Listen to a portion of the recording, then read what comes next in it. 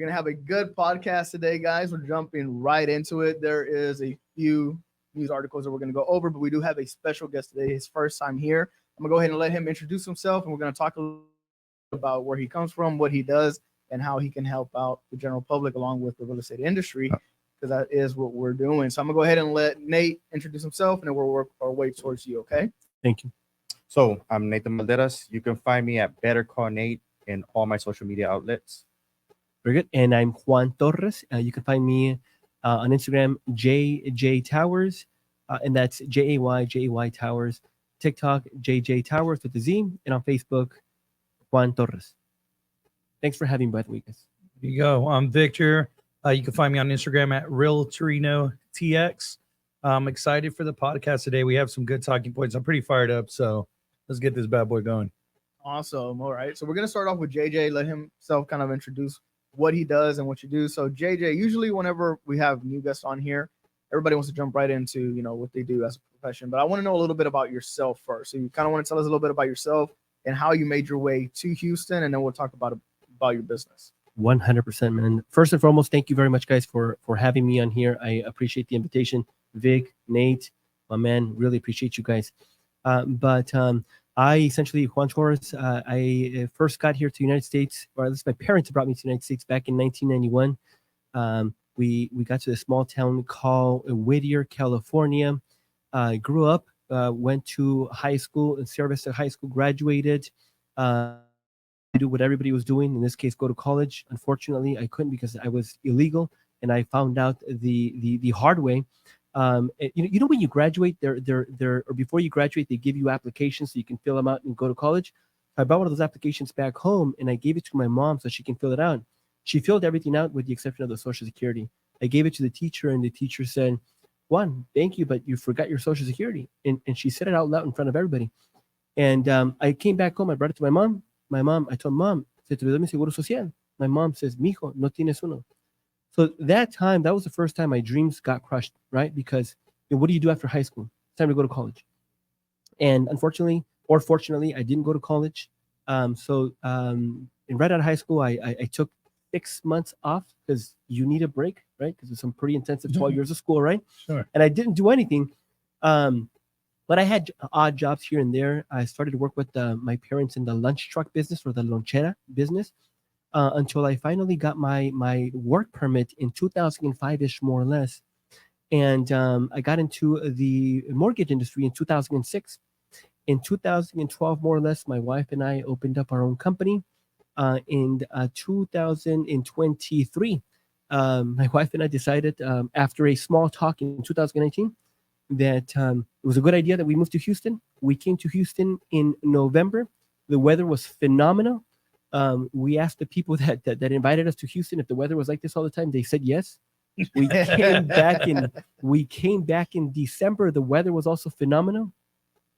To look for homes, we unfortunately didn't find anything then, but we found something online, and we left California on the 28th of December. Our items arrived on the 18th of January. I wake up, go to the gym. Gym's closed. Go to Starbucks. Starbucks is closed. I come back home. Water pipes bursted. That was my official welcome to Houston, and I've been here ever since. And how do you like it so far? I feel at home. I love Houston. Gotcha. So tell us a little bit about the company that you work for, and then we can kind of go into who owns it and what you're doing here and how you can help along with realtors, but just the general public. Sure. So in 2019, my wife and I took a vacation to Oaxaca. It was a 2-week vacation. We were in the city of Oaxaca for 1 week, and then we went to the beach in Oaxaca. What is the name of the beach? Huatulco or Crucecitas? I believe it was Huatulco, and I did a video on it, YouTube video on it. It's, by the way, it's a beautiful beach. I think it was Huatulco or something like that. It'll come back right now. And so while we were in the beach house, we were talking about what we were gonna do, moving forward. Mind you, things were good back then. We already been in the business for well over 15 years, killing it. For a long time, doing over 100 loans already. So things were good. And we're asking, what are we gonna do? I brought it up to her. What if we sell everything and we move to Mexico? We thought it was a good idea. We didn't follow through. We continue to be in the mortgage business. We meet this gentleman by the name of Patrick David through a video. Okay, I was on my way to work, and I just on my way to work I would put different YouTube videos, and that video that I was listening to was Patrick's video. I'm driving. I get into the office. I continue watching the video. During that time, at the end of the video, Patrick would have a call to action. For whatever reason, I called the number at the end of the screen. And long story short, somebody from that office called me. I started coaching with Patrick then. Coaching with Patrick opened my eyes to a lot of things. And through that, I built a relationship. Through that, I coached directly with Patrick, like on a one-on-one, right, in his elite mastermind. And I was open to what he did, how he ran his company, how values and morals were top of mind and top of every single conversation, and something I wasn't accustomed to. We went to one of his trainings like 2-3 years ago, more or less, and we were introduced to a couple by the name of Rodolfo and Cecilia, and we found a liking to them. And we do nothing.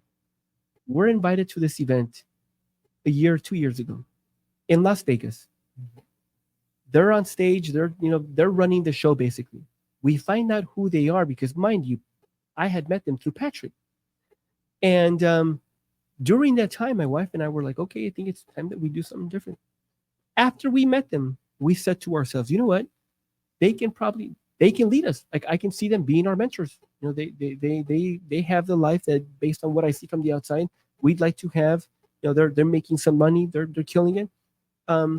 And we have a conversation with them, and we find ourselves in Houston. That's how I got into the life insurance business, and I'm going on 9 months now, being in the life insurance industry. So you're 9 months in life insurance industry, and you're kind of starting your own branch down here in Houston, or what is it that you have going down here? Yeah, so like anything, right? You get into a business, and as a business, you can go two different ways. You can go as the operator, or you can go as the business owner, right? And a lot of the times, we confuse business owner with business owner. You own. Have you ever read the E-Myth book? No. By the way, can I bring this up? Yeah. How do I do it? Just pull it up from the. Okay. There you go. All right, cool. Yeah. Catch myself. Okay, cool. Have you read the book, The E-Myth? No. Okay. I've heard about it, but I haven't read it myself. Okay. So the book, The E-Myth, it gives you an example of this lady that you love to cook. Okay. And so every single family gathering, she would cook for everybody. Okay. So year after year, they told her, you know what? You're such a great baker. You ought to open up your own bakery. Well, guess what? She believed it. She bought the dream, and she opened up a bakery. But what she came to find out was that year after year, she was holiday after holiday, she was stuck baking, and that wasn't her idea of running a business, right? At least that's not my idea, right? So she lost time away from her family, lost time away from everything. She gained weight, and so she was stuck being an operator. So coming here, my goal, right, is to be a business owner, to be an agency owner. My goal is to build the largest agency that PHP has ever had. Our goal within the next 10 years is to have 100,000 agents in our company. So that's the goal. Gotcha. Okay, cool. So now that we know a little bit about JJ, if you want to let them know like where they can find you on Instagram, if they have any other questions about you, or they just want to see PBD with you hanging out, that'd be awesome as well. So let them know where they can find you on Instagram. Sure. Is it cool if I give them my Minect handle? Yeah, whatever. Yeah. We're not there yet. We're not there yet. I know we talked about that last week. We're not there yet, but pretty soon. So you can find me on Instagram, JJ Towers, Facebook, Juan Torres, or on TikTok, JJ Towers with a Z. Okay, awesome. So now I really want to touch on these two topics that we have regarding news here in the real estate industry, and you can jump in if you have anything you want to say as well. Feel free more, or if you have any questions. But the first one is with these new changes that are happening, right? And there's a few realtors who are scared and they're doubting themselves. And now there's something extra that they have to worry about, because now we have these simple fee companies, flat fee, showing homes for $45 or $49, excuse me, and making an offer for $199. So for $250, basically, a buyer can now get a house versus having to pay the realtor, or at least that's the way that this company is pitching it. They are an a la carte company, so you can go all the way from as low as $250 to roughly around $1,800 is what your services, depending on what you need from them. So $50 for a home and $199 to make an offer. Now, I want to talk about the positives that this brings to our industry. Is there going to be a positive effect, whether it is to help buyers on saving money instead of having to pay the realtors, or is there also a positive effect where we're going to clear out the buyers who weren't necessarily serious to begin with? Is this going to help realtors actually thin the herd and focus on the buyers that actually want the help and need the help? So I think to answer that question, you have to kind of really dive deep into who is starting that company, right? And from my understanding, it's one of the attorneys that started the lawsuit. One of the plaintiffs, right? Just sue him, man. Yeah. So one of these attorneys, and I wrote down this quote because it was the first thing that I saw, like literally just got upset, and I started thinking, people hide behind a mask, but eventually you see them for who they are. Yeah, for what they want. And I was racking my brain, kind of thinking about how are you going to bring this lawsuit, kind of bring this idea that you're coming for change and you're bringing a different perspective, and the industry needs a revolution, and ultimately you're not doing anything better. You're still charging the customer, and you're not doing it in a better way. If anything, you're going to hurt a lot of people that are going to try and DIY these things.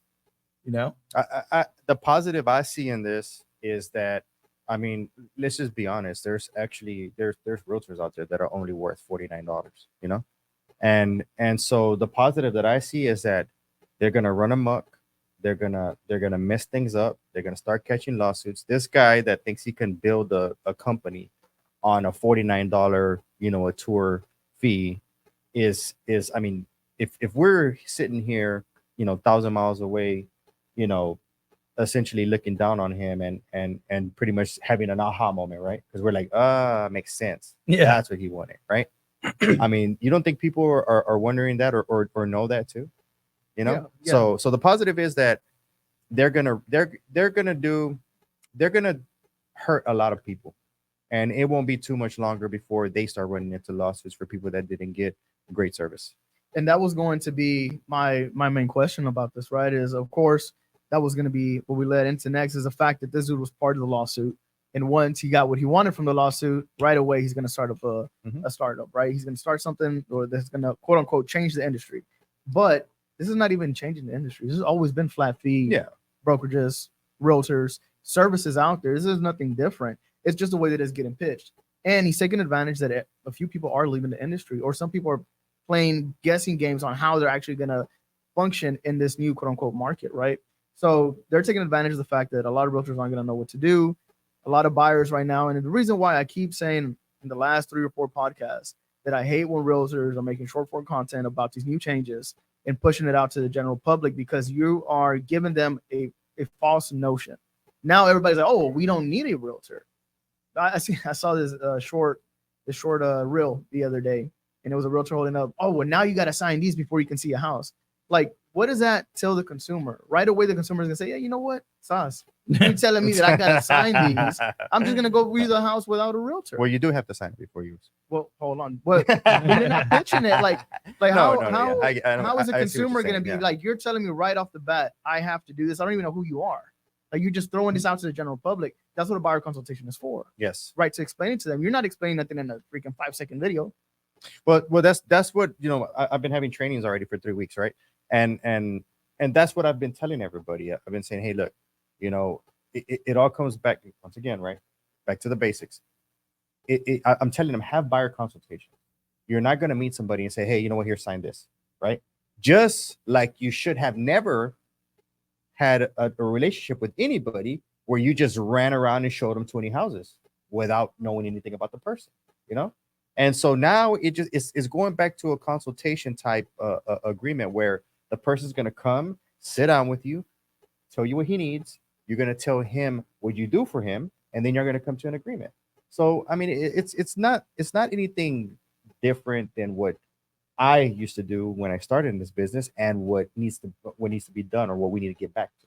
So, I think that anybody taking advantage of this, like this company, right, where they're charging flat fees, it's impossible for you to give the type of service that we give, you know. And I related to, you know, because a lot of people are talking. I mean, realtors are scared. There's realtors that are scared. They're calling me scared, right? Not my realtors, but realtors, right? And people that are in this industry, right? And so I tell them, hey, look, think about this, because you know you're in the insurance industry, right?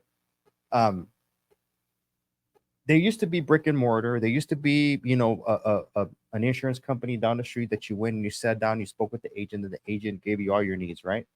Then you started having all these companies come into the business, right? Like, you know, and I'm just going to throw the most popular ones, right? Like the General, you know, or Fred Loya Insurance, or what's the one you really like? The one you always carry for a long time? The General. General. there's Freeway. You know, there's just a lot of insurance. Progressive. Yes, Progressive. These are all insurance companies that give you very inexpensive insurance online with a simple form that you fill out online. Okay. But when it comes to coverage, how good are they? They've been good since I bought better cars. I cannot bash my insurance company. It's been a great company. I'm just saying, it's just a different service, right? There's companies that sell you insurance without, you know, just taking forms online. Has that hurt your industry?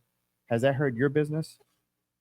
You know, I think that you mentioned something earlier that really resonated and made a lot of sense. That there's an application that just came out that will pay an agent $49, right? Mm-hmm.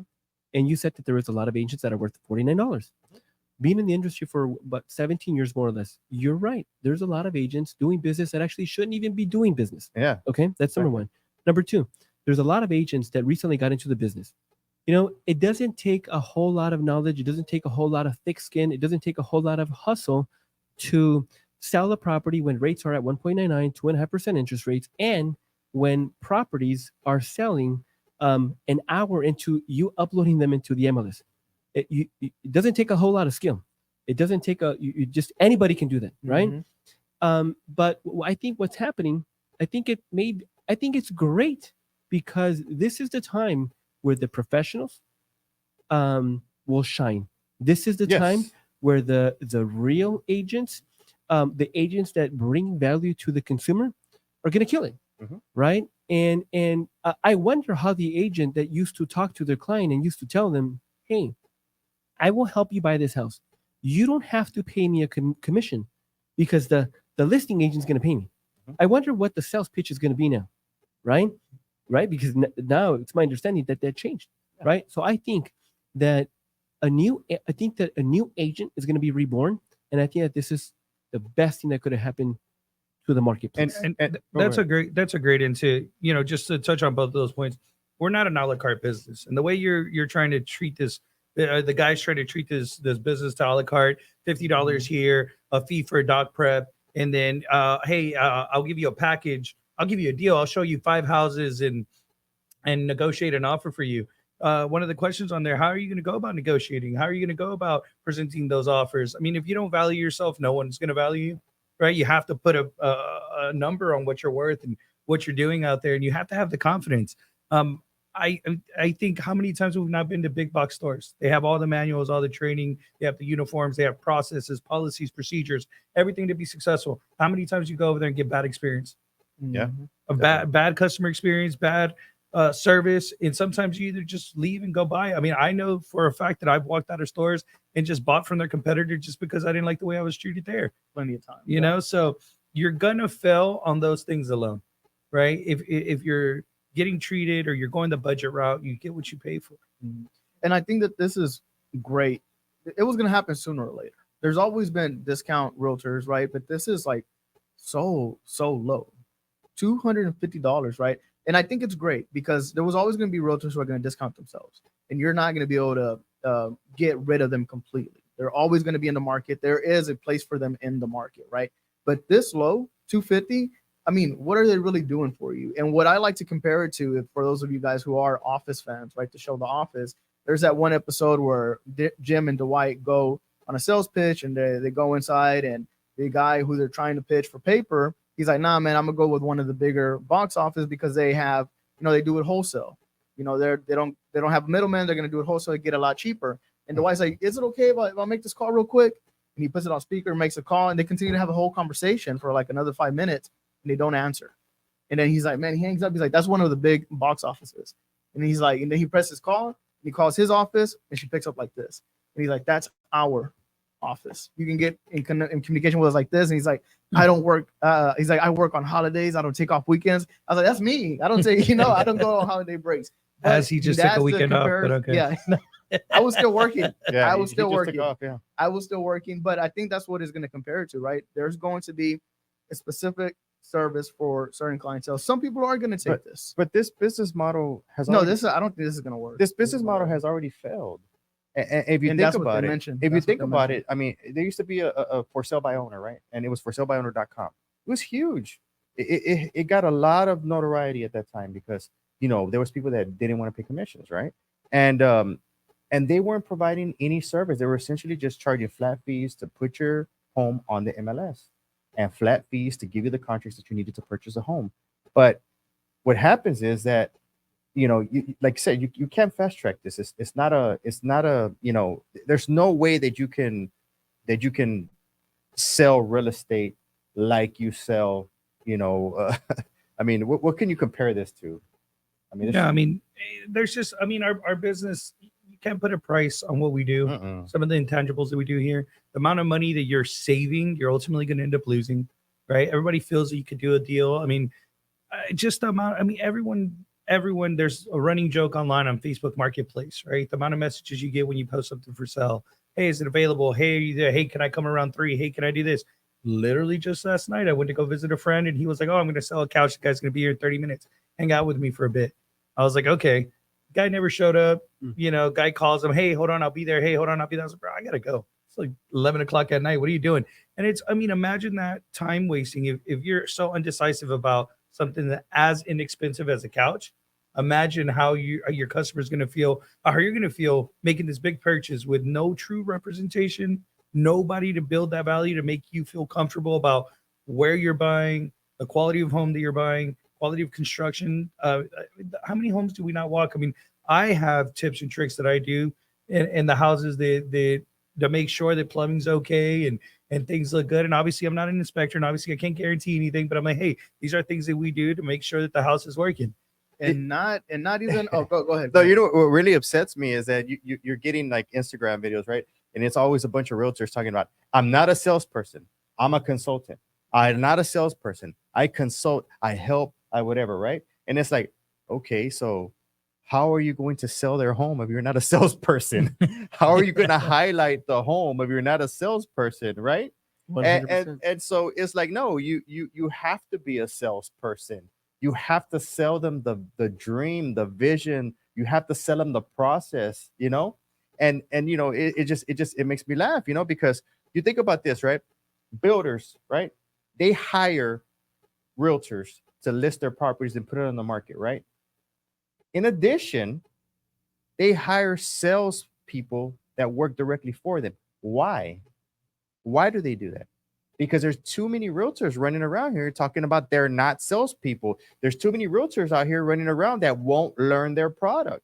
So they need to hire internal salespeople to learn the product, to actually do the selling so that the listing agent could put it on the MLS. That's all they're using the real estate agent for. And that's why a lot of these builders want to pay 1% or pay no commissions, Yeah, 100%. Go ahead. If I can say something.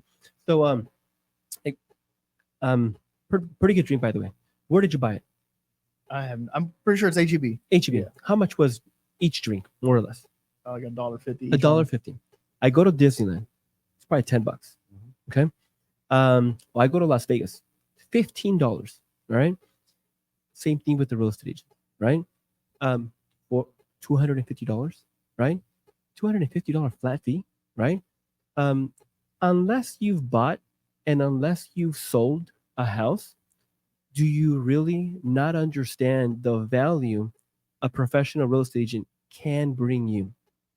Mhm. You know what I'm saying? Yeah, no, I get it. I've bought and sold several homes throughout my life, my career, including commercial buildings. And I know the business. I'm in the trenches. But guess what? I still need a real estate. I yeah, need a definitely. real estate agent. You know what I'm saying? Even I use a real estate agent, and I'm a realtor myself. You know? Same. So real quick, right? So right now, what is the average time that a person stays in a home before they sell? It used to be 5. What is it now? I think it's 3 to 5 now. It's 3 to 5 now. So the thing is this, right? You know, I really dislike whenever people say, "Oh, I've bought 5 homes before. You know, I don't need a real estate agent." And I'm like, "Really?" I said, "Okay, so when was the last time you sold your home?" Well, 3-5 years ago, right?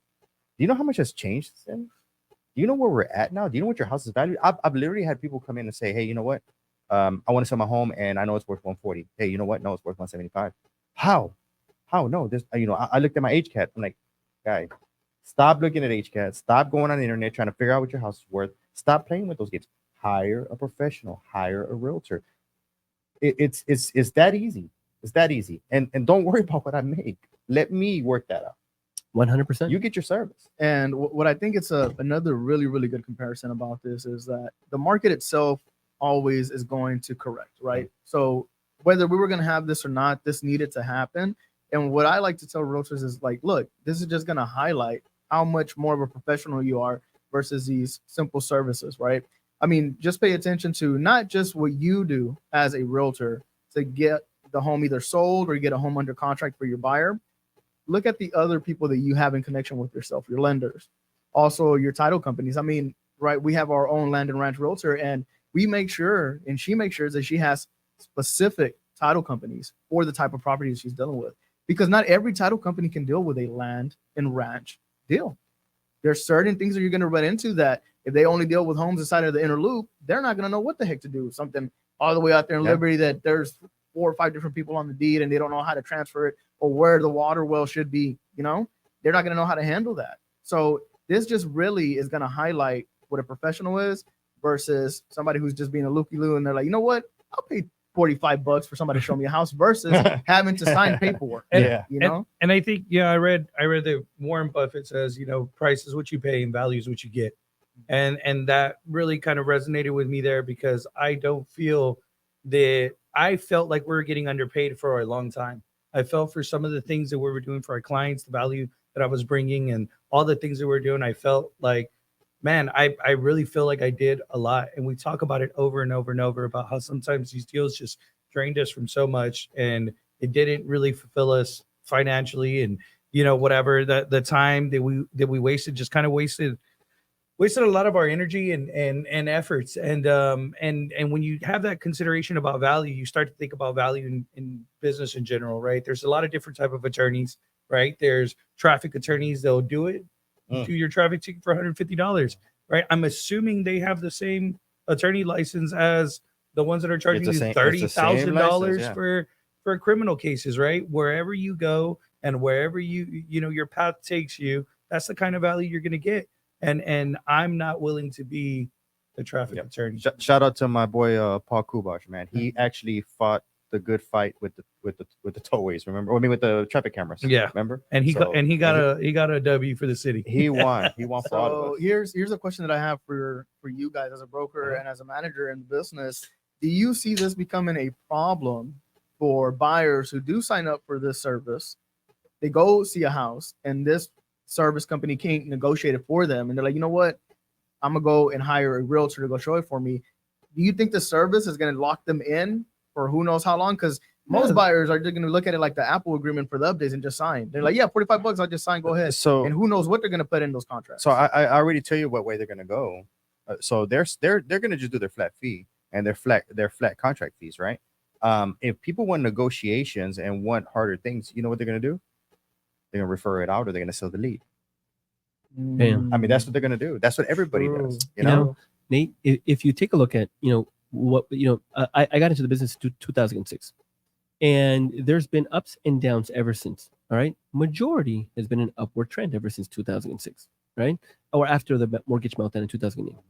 But remember the company Purple Bricks or Purple Door? Oh, I do remember that. Okay, what happened to them? It didn't make it down here to Texas, though, No, but it didn't make it. I think as soon as they expanded outside of California, Okay. I think it started failing. Was all, it? all those crap California real estate tech companies that came down here, none of them. I mean, Orchid didn't make it over here. Redfin's dying out here. Open Doors dying out here. Open None Door? of them, none of those companies No. make it here because we don't have a bunch of Californians that want it fast and quick and easy. So and then so you've got that company. What about Zillow offers? What happened to them? They stopped doing that. Yeah. I mean, They stopped doing yeah. that, and they went back to what you just said, selling leads. So to my point, what happens when it's so easy to sell a house, when anybody can sell a house, you have a lot of these companies come in and try to do something different. Yeah. Their last resort before they go out of the business, then they start selling leads, right? And they sell it to you, they sell it to him, and to everybody else. They sell the same lead, and the man that calls first is the man that closes the buyer. But let's not forget that the professional real estate agent is always going to be needed after those companies Yeah. are no longer gone. Definitely. It's just a matter of time. And I always because everybody's kind of worried about all this stuff, like, oh, this is gonna start happening. And then I heard some of my realtors are saying, hey, there's realtors out there saying that they're just gonna bring their commissions down so people will use them, so that they can stay relevant or they can make a little money, And then and I'm like, look, I explained to them kind of like I did, with the whole insurance thing, right? There's 4 guys up here, right? I've always been a State Farm for many years. I just recently switched to Allstate. You've been to Allstate pretty much, your whole adult I have life. my license. I'm not sure what you use, but I'm sure you use a reputable insurance company because you know the value of an insurance company, right? 100%. We have one guy up here that's willing to go the budget, right? One guy that will get online and just pay his $45 for full coverage, But that's not going to put anybody out of business. There's still a whole Allstate company brokerage right now that gets a lot of business and makes a lot of money. You know what I'm saying? And the thing about it is that you're worried about that there's one person here that wants to take the easy route, right?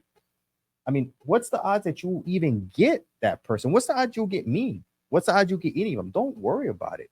You go find that person that you can sell value to and work with him and start working his sphere of influence. Start working his referral process, 100%. And I believe that is what I see it in the real estate community a lot. We forget you forget a lot. You forget about that. Yeah. You forget about, number one, there could only be one buyer per house. All right. That's number one.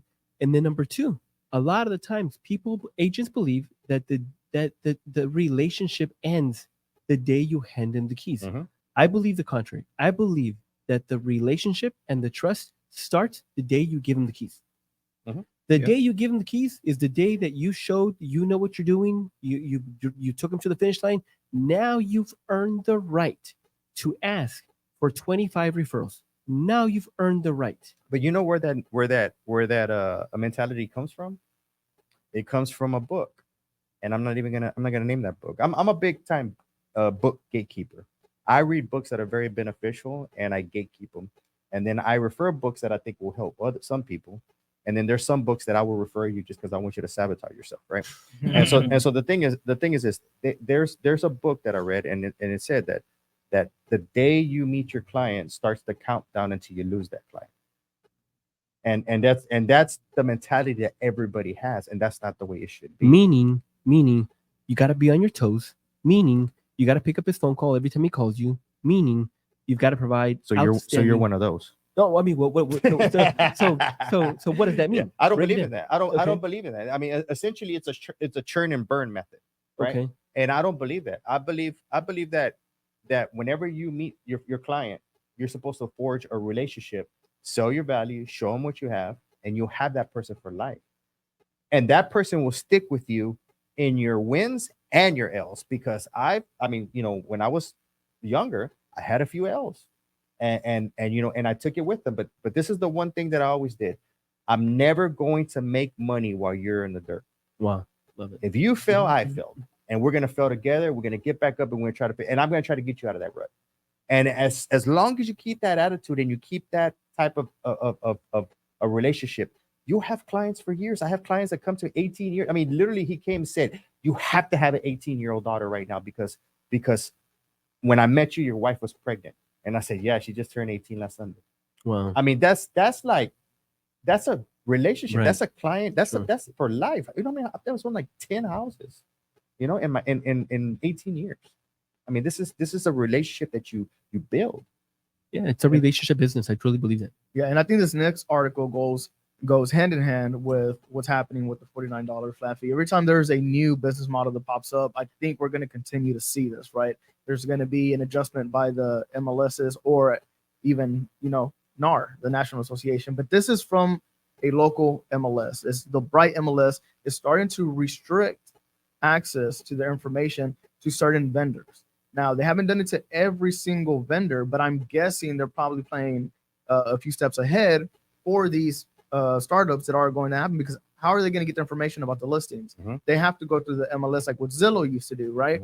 Now, if they're not a broker and they're not negotiating the commissions up front, how would they get the understanding of how to make the offers, right? So I'm guessing that the BrightMLS is like, you know what, we're going to remove complete access from all our vendors, and you're just going to have to go out there and figure it out yourself, which I don't know what kind of implications that even means. I think that this is a good idea for all MLSs to do. Now, what is it? Realtors, I think this is a person that they restricted access from. They're saying that this is not something that NAR said, which NAR did not say that the MLS had to do this, but the MLS is acting on its own accord. BrightMLS is. What do you guys think? How do you think this is going to play out? What would qualify as a vendor there? Whoever is paying the MLS for their information, access to their There's information. a lot of vendors that are attached to your MLS. Yeah. A lot. I mean, for all types of businesses, not just real estate. They were mentioning one like even showing time. Uh-huh. Showing Okay. time, like they get information to get access to the showings, at least for that vendor itself. Realix was something about the market itself. They pull numbers for the realtors, for the company, and also the market. So it wasn't necessarily to sell leads or anything like that, but they restricted from that, and they're going to start restricting from their other vendors. I just don't know how quick they're going to pull the Band-Aid off. I think Wow. I think that's gonna and MLS needs to do this, and because you got to remember, at the end of the day, MLS works for us. If there's no realtors, there's no MLS. It doesn't exist, and there's not enough vendors. There's not enough vendors to keep MLS paid. They need our dues. Okay, so the thing is that they have to do something to empower and help us. Taking all the vendors off MLS and just letting realtors access to MLS is empowering us. It's giving us back the power and the control that we need. Like I said, I've been doing training. I've been showing my agents how we have to do business now. One comment that really bothered me. I know everybody's scared, I know everybody's upset, but one thing that really bothered me was somebody said, "Oh my God, that's a lot of work." And that is the actual, I guess, definition of why we're where we're at, because there's no more realtor professionals, and we need to get back to that. And we haven't been able to get back to that because we've been fighting and essentially competing with vendors. Zillow, we competed with them for years. Tech companies competed with them for years, and they've been taking money hand over fist out of our pockets, out of our state, out of our county, out of our city. And everybody needs to get involved with it, honestly. And I've been saying this for a long time. I think who was the one that called me the old man that's just freaking complaining about whatever. I don't know, but I definitely call you old all the Yeah, time. they call me old man. He goes, "Oh, you sound like the old man's complaining about everything." I- Because I've been complaining about this for a long time, and I'm glad that this move had been And to made. touch on his age, he bashes my company, my insurance company, because I tell him as when I was a kid, I used to watch these insurance commercials and how they were going to save the planet, and there was a huge push for planet, climate change, and it will save the trees, and we don't have offices, and we don't have cars, and we don't have this. And I use Esurance, which is an Allstate company, and I've always used it because they inculcated that in my brain when I was a kid. Just always liked it. When I first got insurance, I was like, there's nowhere else I'm going to go but there, which brings into marketing and how you run your business and the value of a real estate agent and what these companies have done. Whereas Zillow marketed themselves really great. They tricked everyone, including the MLS, including NAR. I mean, we literally complained about this last week. Did they get notifications on new listings before our MLS updates? It Bro, that's nuts. That is still the most crazy thing I've ever seen. How does one of my vendors get access to one of my listings before I do? Like, it's my listing. I did the work. I uploaded it. I put everything in. It goes up on their system before ours. That's a problem. You have to protect your customers, which in this case I would be the customer, right? Yeah. I'm paying them MLS. They have to protect us in some way, stand up for us in some way. But think about how this whole thing started. Think about how Zillow became Zillow. Like had it not been the real estate agents paying Zillow, Yeah. they wouldn't be who they are today. Well, no, that's not how it started. How it started was that Zillow was a vendor for MLS, and it was brokered by NAR. Okay, and so what ended up happening was they went in there and pretty much backdoored the system with their contracts, right? And so by the time it was said and done, they let the fox in the hen house. They couldn't get them out, and so what they started doing was they started selling leads to areas, to zip codes, and a lot of times some of those leads were already yours. Mhm. So it was a deal that was done by NAR. It wasn't done by Realtors. Realtors didn't just go in there and say, hey, you know what, I'm gonna start doing, start buying leads from Zillow because Zillow's an awesome company. Now Zillow did do a really good job of marketing themselves, but they marketed themselves because they built a better platform than HAR, Wow. than all the MLS systems. Well, I They would had an say not awesome better platform. than HAR, but better than a lot of these. Not better than HAR think, now. think of but in some two- of our South Texas cities. I'm not going to name, or some of these True. backwood Florida places. Not HAR was good, and it's still good, but those other ones. Okay. Think of the smaller ones. In my opinion, back when Zillow was doing this, like 2006, 2007, in my opinion, Zillow's platform had a lot more information and was better looking than har.com. Okay, for what the clients were looking at. But yes, you're right. I don't feel like Zillow didn't And- come to like 2012 or something. No, in small towns, like when we sold homes in Lubbock and Yeah. we would go like to these All small those weird towns towns. That's that what I'm they saying. didn't have no MLS. Some of them didn't even have MLSs. You had to go like to major cities, right? Zillow was giving them an awesome platform website, right, for these small cities. So yes, that's really where they were making big money. There was people that didn't even have MLS in some of these smaller cities. They were just using Zillow. Wow. Yeah. So do you personally, I think that the consumer chose Zillow. The consumer chose that the Yes. platform was easier to work. Is It the was. reason why they blew up to where they're at now is because the consumer said, I like this platform better than other platforms. I mean, to this day, almost anybody that you work with, they're going to send you a they're going to send you a listing from Zillow. And they're like, can you give me the information? Right. And then you got to put like, bro, like use the HAR app. And then I'll guide you through it. And they're like, no matter what, they're going to use Zillow because the platform is just so user friendly. And that's where Zillow won. Again, it's always back to the consumer. If the consumer likes it, it's going to win. Sometimes it even goes back to if you're a better marketer, the consumer likes what you're marketing, you're going to win. It doesn't really matter that much sometimes about the product.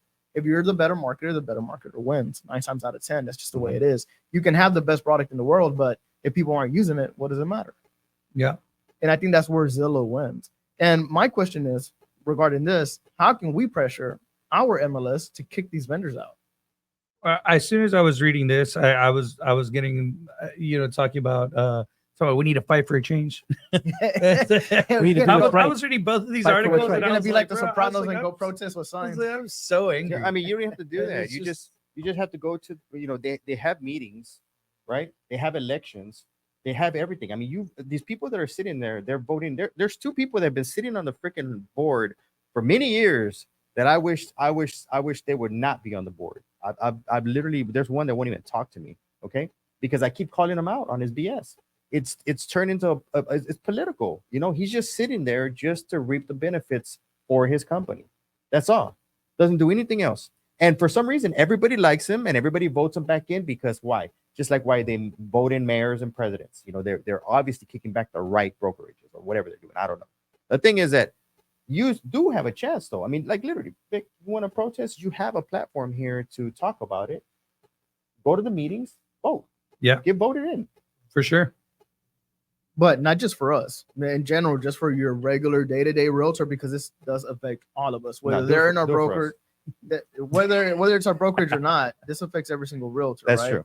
The vendors, if we kick them out, this is gonna keep from another Zillow happening, right? If one MLS already started this, we can follow for sure. Well, our MLS, and this is why I don't bash hard too much. Our MLS has already made moves to start internalizing a lot of their processes, like our showing service, Mhm. right? Mhm. Like our open door apps, like they Mhm. do a lot of apps that they have, and their contracts they have with third party people is the only thing that kind of is strange to me. The third party contracts that they have, I do benefit from some of them that I use, like their transaction desk and some of the other tools.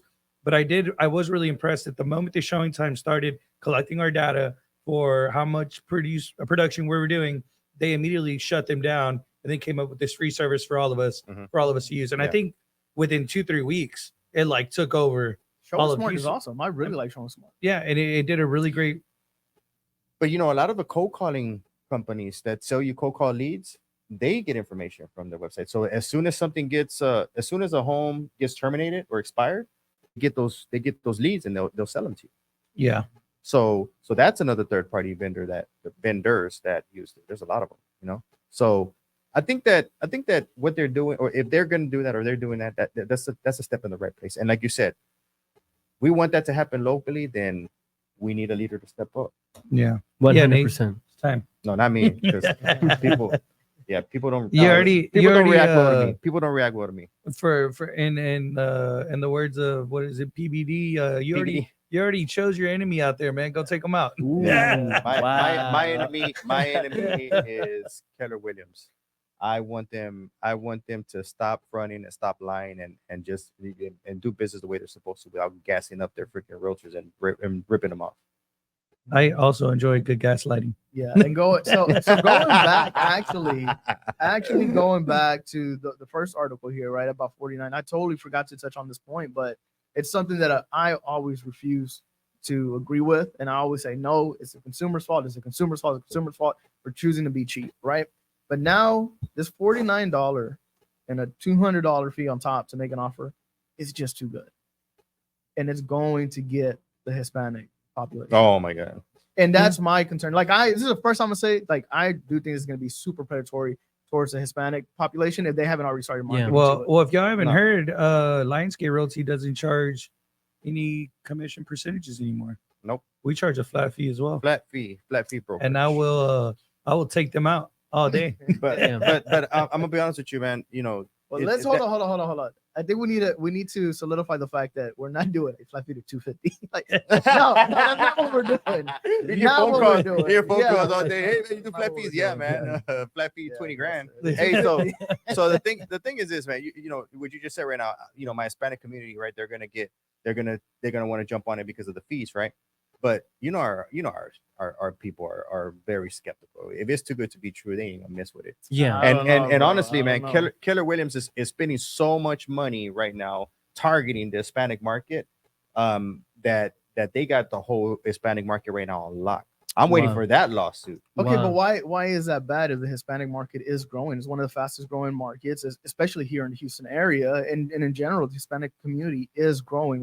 The Hispanics are producing at a faster rate whenever it comes to having kids, Mhm. and we're getting more Hispanics who are coming down here, for better life. So why are you saying that, like, oh, well, Keller Williams is marketing to them, it's a bad thing? I want you kind of to like expound on that. He just also doesn't like that the rice is branded Mexican rice. Yeah, He just wants it to be. I just want it to be rice. rice, bro. You know? Arroz. It's Texas. Arroz It's frijoles. Texas, I saw that video. This is Texas, bro. That sounds like something that I would say, not what Nick would say. Hold on, I want it to be branded American rice. That's what it is. Okay, if it's picked here, it's American rice. No, so the thing is this. The thing is, Giovanni. Okay, and once again, right, an old man talking crap, right? Because I've been here for many years. It since I was a kid, it's always been bad to be a Mexican American.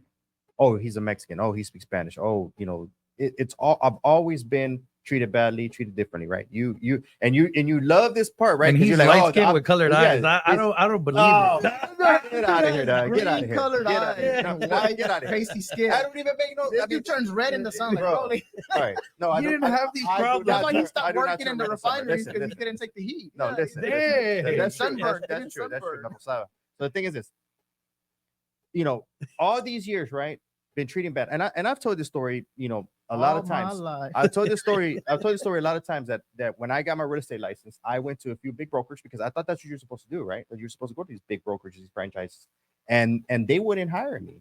They wouldn't hire me, and I think the only person who wanted to hire me was like some team leader wanted to hire me because I spoke. Oh, I had a lot. She upset me with that whole, I got Spanish speakers. I'm a Spanish speakers, and and I just hated to be used for Spanish speaking. I wanted to build a career in this business. And so the thing is this: all this time, everybody has had their own, build their own companies and build their own brands, right? Now, everybody's starting to realize what I have known this whole time, that there's more of us than you here in Texas, right? Well, that just happened. And no, that didn't just happen. That's been like that for years. Well, I mean, Biden was in office 4 years now. All right. Anyways, it's been like that for years. These guys are trying to gaslight me, but it's been like that for years. There's always been more Hispanics here than any other race. Okay, and so now recently it's accepted. Okay, oh yeah, Mexican American, yeah, Spanish, yeah. Now let's eat margaritas. I mean, I even did a video of they were trying to badmouth Mexican food, like not too long ago. What was it 90, 94, 95? I don't know what year it was, right? A long time. The thing is this. To be fair, there is a lot of cholesterol. Yeah. If you cook with lard every day. The thing is this, right? And that's funny, dude, because they say now that lard is good. I know, that's why I made that joke. And oil is bad. You see, I don't understand, but this is my point to this, right?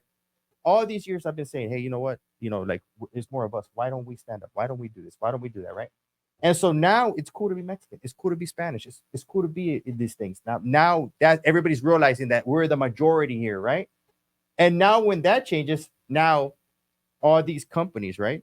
All these Caucasian companies from out of state, right?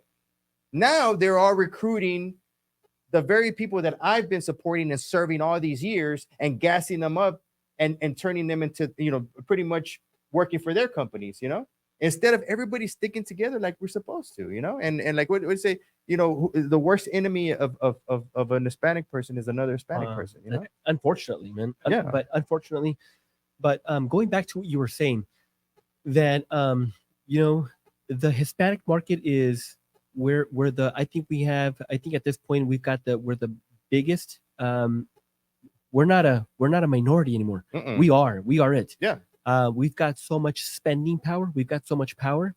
Look at what all these big brands are trying to do. Come after our market. Yeah. And you're right. If we don't come together, we're gonna lose them. Mm-hmm. I don't think that flat fee $249 app is gonna gain too much traction because you know how we do it, especially to get a loan. Your borrower is going to come to your office with a HEB bag and all their income documentation, their bank statements in there, and they're going to say, here's my stuff, qualify me. You think they're? I've never heard of that before. I don't know what kind of Mexicans y'all hang out with. I'm in the fight. Y'all think you got in the same neighborhood? California. He's from California. I don't know. I don't know where you got that from. I saw that a lot. Could it be a Kroger's bag? You saw that at Latin Insurance? It was Vallarta. He said it was actually. a Fiesta bag. Yeah. Wait, hold on. Patrick It was a McDavid. Mienda bag. Hey, hold Mienda bag. on. Patrick McDavid gets paid in big bags of Michoacana. Michoacana cash. Of little baby Louis Vuitton. I don't know. but so what I'm trying to say is that is a big market, and it is often underserved, and it is often overlooked. So I don't think that company's going to get a whole lot of traction. Mm-hmm. And if you guys can do a very good job in going back to what you said, the whole marketing, get in front of them, that'd be great. But another thing that I see where we're in a blue ocean or an open market is, what does this mean to that underserved family that we're talking about? Because I see all these videos about NAR, the settlement, how this is bad and everything. I've yet to see a video that talks about what this means to the first-time buyer. I've yet to see a video that talks about what this means to an investor. So you don't watch our podcast? We've been talking about this before the NAR settlement. No, I've seen your stuff. No, I've seen your stuff. But what it means to the consumer. I understand you because I'm in the business. It's bad for the consumer. I understand, but you see what I'm saying. So I get your videos because it's B2B, business to business. But what about the consumer direct? Like I think that if you guys, what I'm trying is that I get all of this stuff, but going back to your marketing, right? Yeah. If a campaign to recruit every single agent in Houston, regardless, brown, black, green eyes, blue eyes, you name it, but if it's to do the right thing for the consumer, if that's on your agenda, hey, join Lionsgate. That's one campaign. And then another campaign where, and Mr. Buyer and Mrs. Buyer, this is what this means to you, and this is why you need us. Mhm. I think that would be huge, and you would freaking kill it No, with that. and to talk on this point is the point that I was wanting to make. It's I don't disagree with anybody going after the Hispanic market. We have the power. I've said it for a while. I've said it for the last year, 2 years for sure. That right now is the time of the Mexican, and the music was popular, and the food was great, and Tulum was exciting, and Mexico's growing, and just in general the country's doing great, and other Hispanic countries are prospering as well. And at the end of the day, they see a Spanish speaking brown person walking, they're all Mexican, it doesn't matter where you're from. And for businesses to see that value there, I think at the end of the day it's just a marketing ploy, and you have to do a good job at marketing yourself to let your people know, or let people in general know, that you're there for their best interest and win the right way. And the right way is, I understand, I know, I want to win with you, I want to protect you, I'm going to fight harder for you than the competitor. And this is not about race or religion or anything. It's just apples to apples. I'm better because this is what I do, and I build my value this way. And that's always been my point, because like I always say, right, you're saying, oh, the Mexican market, it's like you're throwing one blanket over a whole group. There's a bunch of different types of Mexicans, right? You got your blue collar, you got your business professionals, you got your Mexicans who have money and they're coming here from actual Mexico, and they're investing down here. And you got people who are coming down here to work for a better life, right? So saying the Mexican market or the Hispanic market is a blanket statement that covers too much. And this is why it's very important. The reason why I say I work for my clients, for my people. It's not necessarily a group. It's for the people that I understand. I know what they're thinking because I deal with them on a day-to-day basis. If you're out here looking to buy a portfolio of $1 million worth of apartments, I'm gonna pass you down to Nate, because that's what Nate does, right? Of course, I'm gonna get my referral fee, right? But I'm gonna give them to Nate. That's what Nate does. It's not, commercial. I'm gonna hand them over to Vic. Vic has that. I handle my resale and my buyers. That's what I do. And I help a lot of refinery workers, a lot of blue collar workers, and I can understand their mindset. I mean, even the way that I schedule my day is for them.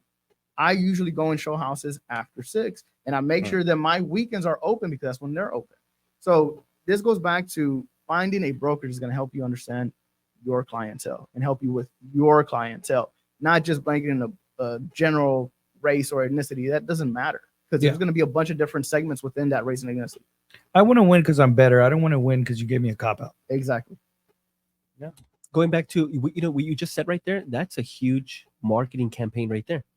What you just said right there. What you just said right there. I don't know. Get out of here. But what you just said right there is a huge marketing campaign. There was a time where Gary Vee was using this word empathy or empathetic, and what you just did right there, right? That's the epitome of that, right? And that's what in the earlier that podcast we were on earlier, you mentioned that before there was less information that there is today. So all of this information, it does one thing to the consumer. It's like, imagine a rabbit and you flashing a light at a rabbit. What's the rabbit going to do? Yeah. He's going to freeze. So that's what's happening right now to a lot of people. All of this information. So what do they do? Yeah. They paralyze. I told you that in confidence, bro. Yeah. All right, guys. Hold on. Yeah. Well, no. I want to just real quick before we go off, right? He brought that point up. I actually wanted to get your opinion on that, right? And what I was telling him was that, because he was saying that his father was his parents were loncheros, right? They worked in a lunch truck, right? And that he didn't want to do that. He wanted to work in an office, and that's what he strived for, and that's what he got to, And so I was thinking about it when he was saying that. I said, you know what? I said, I didn't want to be like my dad. Like I wanted to be a businessman. My dad played the safe role. He worked for a company for 40 years. He got the pension. He got the retirement. He got everything that a safe person does to play, right? And I remember when I was younger, and now I understand, but when I was younger, I used to think like, man, my dad's dumb. He could, and that's terrible to say that about your father, right? I said, man, my dad's dumb. Our neighbor literally offered him a house for $40,000 and he turned it down. Owner finance, no down payment. And my dad said, no, he didn't want the trouble, And so now that I'm older and wiser and have had kids, I think I'm dumb, right? I'm like, hey, you know what? I said, he didn't have the education. And I'm not saying about school education. I'm just talking about the information that we have now. And that's what he's talking about, right?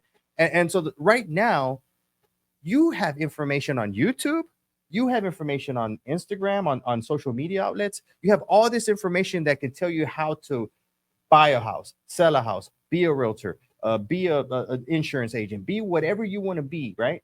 And so my question, and, you know, that I was asking him is, do you think that not having information back then, right? And the person that you know, because you got to remember this, right? A business owner back then had employees that respected the boss, respected the company, and wanted to help. My father was a diehard company man, you know, and there's just not people like that anymore because of all the information we have. We start a company, we hire somebody. What's the first thing they do? They try to replicate what you have and think they can do it better. So do you think that with all this information has actually been the you know, I guess really the country you're talking about, you know, that we're like in the last wave or the last what did you say, the last Before we have another downturn. right? Could do you think that we're heading that way because of the vast information and education that we're getting? And mostly a lot of this education, you know, is bad information. You know, it's just wrong. So what is your question? That was my question. That was a long question. Do you think it was better to not have that much information, or do you think that where we're at right now is going to propel us to the next level? No, I think like as people, you have to learn, and you have to educate yourself, and you have to grow. One thing that I think trying to be self-aware of my surroundings is because we are in a different point in our life doesn't mean that there are other people at that same point. And I think just coming from where we come from, I think that I'll speak for myself personally, coming from where I came from, getting to where I'm at today, I felt like if I'm here, everyone else, like we're at the same level because I improved, the whole world improved. And that's not true because we still go back into some of our old neighborhoods. We still have kids. They're still doing the same things. The family didn't advance. They're still going through the same struggles. And just because I learned doesn't mean the whole world learned. So I think because information is accessible and easy to us, and because you've afforded that opportunity to your kids, there's still a lot of people that don't have access. They still don't know where to go. They still don't have the resources. They still have no idea how to do anything. So just because our life got easier doesn't mean it got better for everyone else. That was something that hit me really hard, you know, dealing with some people. And I'll just say it straight out, with my dad's kids, you know, they're still living like we were living, you know, that time ago. And in my mind, I couldn't comprehend it. I felt because I made it out or we're out and our whole family is doing better, that everybody was doing better. It couldn't just be us. And it is just us because there's still a lot of people from the neighborhood that didn't change. What do you think? I do think that having information readily available for everybody is a problem for most of our society today. I think information should be earned and not given. If you really want something, you'll go out there, find it, and you'll earn it, and it'll give you more of a want to achieve it. Nowadays, you can look up a video on how to get better, how to lose weight. How many times do you see people watching videos on how to lose the weight while they're eating donuts in the office next door? Like they do it all the time, Why don't right? you just They do it. call me by name next time? Not you, but right, like actually, whenever I was younger, and you know, I always say, I was a fat kid when I was smaller. It took me forever to learn how to get in shape, and I had to do my research, had to apply different tricks and stuff before I learned the process of it. Did you ever learn? I did. I mean, go look at my Facebook. Go about 2012, you'll see how shredded I was. So you think information, you think having just information accessible to everybody, because nobody puts it into action. Right, yeah. They have it there and they don't put it into action. If they actually had to work to get that information, they're like, well, it took me so long to figure this out, I have to put it into play. It's just like people who read tons of books and could quote them and say all these things, but yet what do? You know, nothing.